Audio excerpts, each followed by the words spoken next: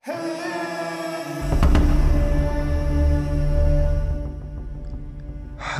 sahabat Jari Pelawi Chess. Akhir-akhir ini kita diberitakan mengenai pecatur India yang lagi viral. Bagaimana tidak kita heboh teman-teman? 16 besar di video World Cup 2023. Ada 4 orang mereka masuk.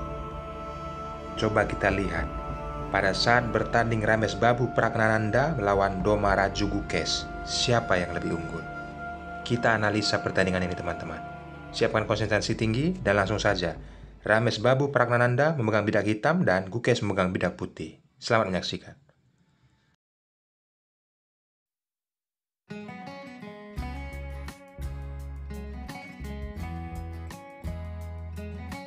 Gukesh memulai dengan pion E2 langkah dan Pragnananda menaikkan pion E2 langkah kembali.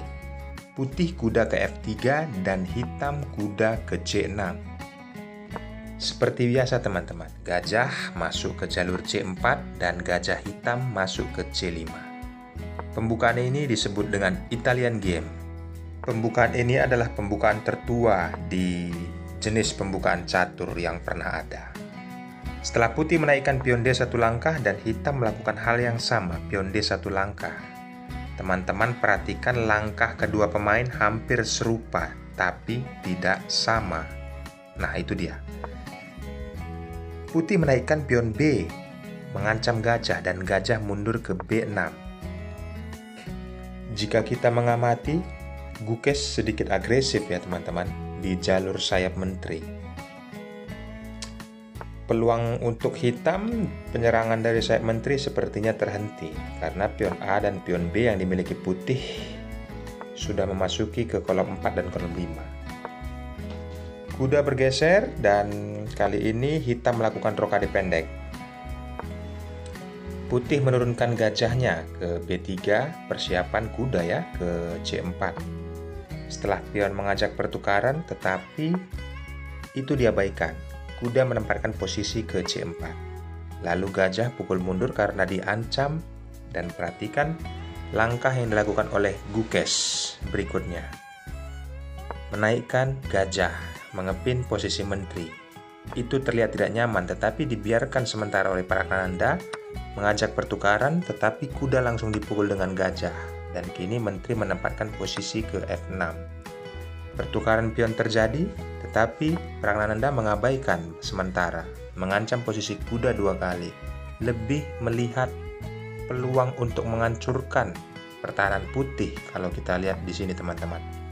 Makanya dari itu setelah kuda mengancam gajah, gajah mundur. Langsung dimanfaatkan oleh Gukesh. Melihat endgame. Gukesh di sini melihat endgame teman-teman, makanya terus menggempur posisi pion yang ada di jalur sayap menteri. Nah, setelah kuda diancam, mudah saja bagi Gukesh memukul pion tersebut dengan pion. Dan kali ini kuda mengancam kembali. Telah 3 yang mengancam posisi kuda putih teman-teman. Menteri, gajah, dan kuda itu sendiri. Apa langkah dari Gukesh selanjutnya?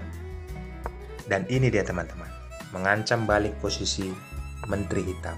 Saya mau menunjukkan kepada teman-teman bagaimana Doma Raju Gukesh ataupun bidak putih, dia memegang yang putih teman-teman, membuat kondisi berubah.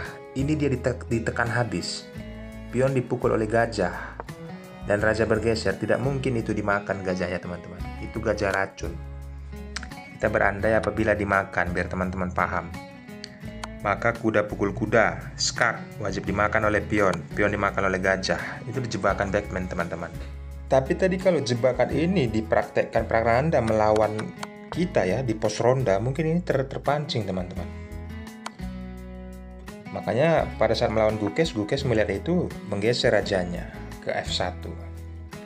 Next, langkah yang dilakukan oleh Pragnananda adalah menaikkan benteng. Berupaya incaran manuver, padahal itu sebenarnya tujuan nanti untuk double itu teman-teman. Sekarang menteri sudah dinaikkan oleh putih ke jalur D3. Pertukaran kuda dengan gajah terjadi. Posisi putih mempunyai pion double ya di jalur F. Setelah menteri berada di posisi C6, menteri hitam, maka langkah yang dilakukan oleh Gukesh berikutnya lumayan brilian ini teman-teman. Ini bisa kita ambil pelajaran pentingnya. Dia menaikkan pion F, pion yang double tersebut.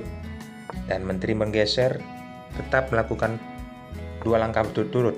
Pion F diutamakan. Hitam berusaha mengancam gajah dan mudah saja benteng membackup. Dan kali ini mulai mendouble, gajah langsung mundur. Gampang saja teman-teman.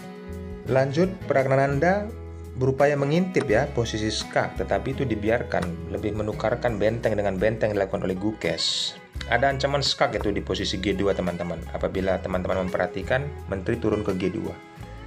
Tapi Gukes nggak peduli teman-teman, karena skak itu hanya skak buat gelik-gelik ya teman-teman. Maka dia menaikkan pion dan hitam menurunkan benteng mengancam gajah. Hal yang sangat fatal dilakukan oleh Pragnananda. Jam terbang adalah kesempatan bagi kita untuk memenangkan suatu pertandingan. Inilah langkah yang dilakukan oleh Gukes setelah benteng tersebut skak. Wajib dimakan oleh menteri kuda ini teman-teman. Apabila tidak dimakan oleh menteri, maka menteri putih akan turun ke D8. Raja hitam mati konyol. Maka itu harus dimakan. Apakah ada pilihan lain? Tidak ada teman-teman. Mau kalian pikirkan juga tidak ada pilihan lain. Itu kuda harus dimakan. Makanya langkah benteng tadi ke G2 itu langkah bunuh diri sebenarnya teman-teman. Nah setelah posisi ini, Gukes menaikkan pion F 1 langkah mengancam menteri. Ada ancaman skakmat 2 langkah ke depan apabila menteri pukul pion H7 yang dimiliki hitam. Perhatikan itu garis panahnya. Dan di sini informasinya Ramesbabu Pragnananda itu menyerah. Namanya juga repot kita nyebutnya Tuhan. Pragnananda. Nama India memang luar biasa. Dengan posisi ini menyerah. Coba kita balikkan lagi teman-teman. Apa yang terjadi? Kita berandai. Kenapa dia menyerah? Karena menterinya harus hilang ya. Apakah ada cara lain? Coba kita pikirkan bersama-sama teman-teman. Kalian pikirkan bersama-sama apa cara lain. Mungkin karena dia terburu waktu dia menyerah. Tetapi setelah saya amati ada langkah beberapa yang bisa dilakukan oleh hitam. Langkah terbaik memukul pion sama saja menggratiskan menteri, atau benteng memukul gajah. Apa yang terjadi? Coba kita pikirkan sebentar teman-teman. Kita anggap benteng pukul gajah. Dan kali ini respon putih jelas pion pukul menteri. Sudah pasti bonyok raja hitam. Pilihan yang lain, apakah ada? Kita pukul coba, kita naikkan coba pion, 1 langkah pion G. Apa yang terjadi? Maka putih tetap, sama aja teman-teman. Mati konyol juga raja hitam nantinya. Tetapi ada satu pilihan teman-teman. Menteri hitam bisa selamat. Dan kondisi raja hitam tidak mati. Apakah saya yang salah menjalankan atau gimana ya? Coba kita jalankan teman-teman. Menteri hitam kita geser ke jalur C7, maka posisi ini skak dan raja wajib bergeser. Maka langkah putih selanjutnya memukul pion dengan pion. Langkah bodoh sebenarnya teman-teman. Bisa aja langsung skakmat ya. Skakmat di H8 udah mati sebenarnya. Tapi kalau misalnya Gukes keliru, pukul pion dengan pion, raja bergeser, maka jadi menteri ada 2. Ini langkah bodoh teman-teman. Tetapi tetap juga kalah hitam walaupun kita langkahkan langkah bodoh. Oke teman-teman, ambil pelajaran pentingnya yang dilakukan oleh Gukes. Pada saat dia diserang, dia tetap melakukan pertahanan ataupun langkahnya sangat tepat untuk merubah keadaan. Itu pelajaran pentingnya dari pertandingan ini. Ambil ilmunya teman-teman. Jangan lupa juga dukung channel ini agar terus berkembang. Like, komen, dan subscribe. Banyak dari kalian yang nonton tapi belum subscribe. Apalah ruginya apabila kalian subscribe teman-teman? Tidak ada ruginya kalian. Maka dari itu kita saling mendukung. Saya akan memberikan video-video menarik dan memberikan ulasan pertandingan agar menambah wawasan bagi kalian. Akhir kata saya ucapkan thanks and God bless. Bye-bye.